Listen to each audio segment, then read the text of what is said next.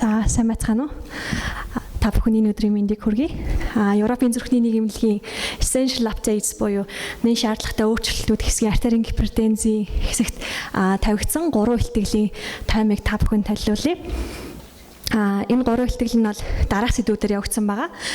Энэ жилийн тухайд бол артерийн гипертензийн эмнэлзийн удирдамж бол өөрчлөгдөөгүй. 2018 онд өөрчлөгдсөн учраас энэ удаагийн essential updates дээр бол 2 дахь даралт хэсэлтийн онцлогоог яаж зүүх хийх вэ? Мөн артерийн гипертензийн эмчилгээг хизээ эхлэх ёстой юм? Мөн хэр хэмжээнд хүртэл буулгавал хангалттай вэ? Мөн хянгаад төвөгтэй буюу resistant hypertension менежментийг хэрхэн хийх вэ гэсэн 3 сэдвийг хүндсэн байгаа. За 2 дахь даралт ихсэлтийн онцлогооны тал дээр гэвэл ерөнхийд нь та бүгдээрээ мэдж байгаа туршлагатай сайхан эмчнэр учраас шалтгааныг нь тодорхойлох боломжтой. Тухайн шалтгааныг эмчлэхэд даралт аяндаа буух ийм даралт ихсэлтийг бол 2 дахь даралт ихсэлт гэж нэрлэдэг. За бид бүхний мэдж байгаагаар даралт гэдэг бол 2 зүйлээс хамаардаг тийм үү? Cardiac output буюу зүрхний минутын эзлэхүүн, захын судасны эсэргүүцэл буюу peripheral artery resistance гэсэн 2 зүйлээс тогтдог. Энэ 2 хүчин зүйлд алинд нь ч нөлөөлдөг бай эмэгүүдийн үед даралт ихсэж болно гэсэн үг. За 2 дахь даралт ихсэлт гэж бодож болох үс ийм 4 шалгуур байдаг гэж тайлбарлаж байна. Нэгдүгээрт нь гэвэл даралт ихсэлт нь цочмог эхлэлтэй байх. За тэгээд стандарт эмийн эмчилгээнд үр дүн муутай байх. Доктортой байдлаар артерийн даралт гинт огцон ихсэх. За мөн үйлчлүүлэгч маань 30-аас доош настай удамшлын артерийн гипертензийн өвгөн эсгүүдэд та бүхэн нэг эргэн хараарай гэж хэлсэн юм аа. За энэ судалгааны үр дүнгээс харахад бол даралтыг систлийн дарлтыг 10 мм мөнгөөс диастлийн дарлтыг 5 мм мөнгө усны багнаар буулгахад харвалт титэм судасны эмгээг зүрхний сэтгэл хэмэтчилэн бүх даралт ихсэлтээс үүдэлтэй эмэгүүдийн эрсдлийг бол бууруулдаг гэдэг нь бол татлагдсан хамгийн том өөрчлөлт нь бол зүрхний сэтгэл дээр байна тийм үү. Энэ хүний яг гол асуусан асуулт гол таамаглал нь юу байсан гэхээр тэгвэл 140 эрчин 90 хүртэл буулгах нь зүгээр юм уу? Эсвэл 130 80 хүртэл буулгах нь зөв юм? Хэд хүртэл буулгах ёстой гэдэг асуулт тавьж байгаа юм л да. Тэгэхээр энэ гадны судлаачдын олон судлаачдын хийсэн судалгаагаар бол 140 81 133 76 гэсэн 2 суур үзүүлэлтийг харьцуулж үзэхэд ялангуяа захын судасны эмгэгтэй, чихрийн шижинтэй, бөөрийн архаг өвчтөй хүмүүст илүү 130 тал руугаа буулгах нь ач холбогдолтой байна гэсэн үр дүн гарсан байна. Тэгэхээр энэ Lancet-ээр гарсан үр дүн бас та бүхэн харж болох нэ.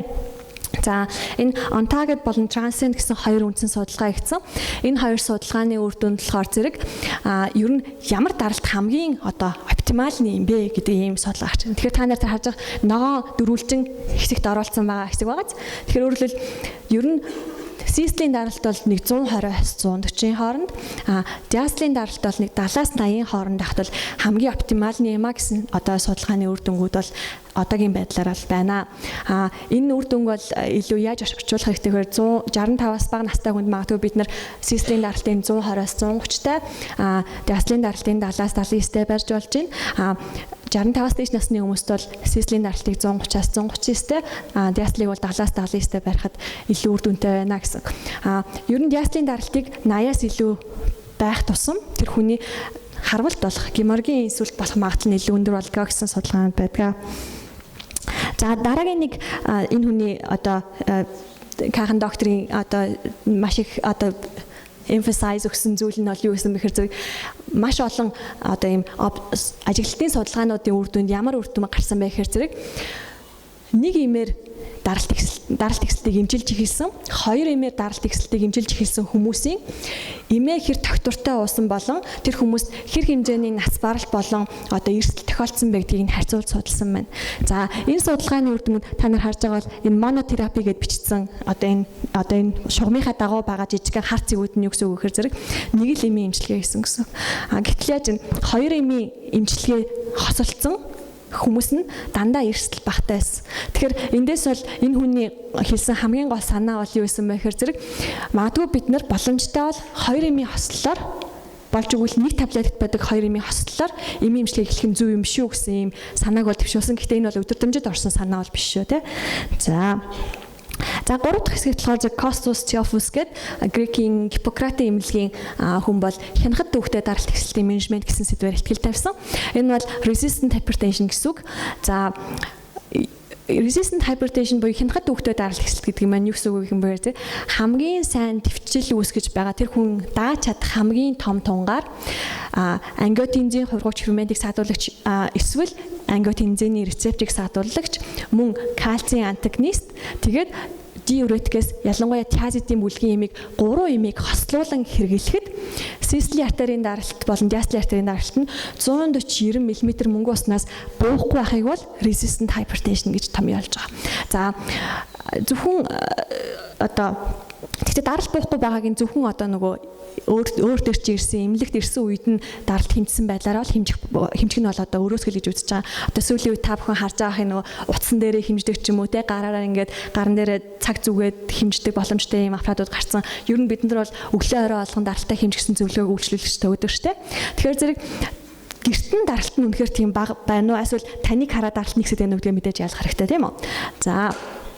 За мөн дээрэс нь энэ одоо хянахад төвхтэй даралт ихсэлтийг онцлох юм pseudo resistant hypertension гэдэг зүйлийг заавал онцлох хэрэгтэй. Тэгэхээр pseudo гэдэг маань хуурамч гэсэн үгтэй. Хуурамч төвчлөлтэй даралт ихсэлт гэдэг маань өөрөө юу гэсэн үг вэ гэхээр зэрэг тэр хүн магадгүй эмээ удаггүй байж болно. Тэгээд даралт нь боохгүй байж болно шүү дээ. Тэгэхээр тэрийг бид нэр resistant hypertension гэдэг буюу хянахад төвхтэй даралт ихсэлт гэсэн категорид хамруулж болохгүй байх нь. За энд харагдаж байна хянахад даралт төвхтэй буюу одоо persistent даралт хянахад төвхтэй даралт ихсэлтийг улаан өнгөөр тэмдэглэсэн байна. Энгийн даралт ихсэлтийг бол цэнхэр өнгөөр тэмдэглэхэд хамгийн багадаа 3 дахин өндөр эрсдэлтэй байдаг энэ хүмүүс бол одоо харвалт болох тий одоо даралт ихсэлтээс хамаарсан бүхэл хүндрэлүүд дөртөх магадлал нь 3 дахин их байдаг гэсэн санаа. За энэ хүмүүст ямар менежмент хийх ёстой юм бэ гэдгийг энэ Теофос доктор хэлэхдээ юу гэж хэлсэн бэ гэхээр зэрэг хамгийн түрүүнд тэр хүнд өөрчилж болох бүх эрсдэл хүчин зүйлийг өөрчлөх хэрэгтэй. Хэрвээ тэр хүн тамхи татдаг бол тамхиг болиулах хэрэгтэй. Дислипидеми байгаа бол тэрийг нэмжлэх хэрэгтэй. За мөн одоо хөдөлгөөн хийдэг бол хөдөлгөөний дээрс нь тархалттай бол тарганыг нь заавал засах хэрэгтэй. Тэрийг нь засахгүйгээр заавал эмийн эмчилгээг ингэж шууд бүх хүчээрээ дайрах бол шаардлагагүй гэсэн юм мессеж ихний мессеж нь байсан. Хоёрдугаарт нь хавсарсан даралт ихсгэх шалтгаан байна уу гэдгийг заавал харгалзах үзээрэй гэсэн.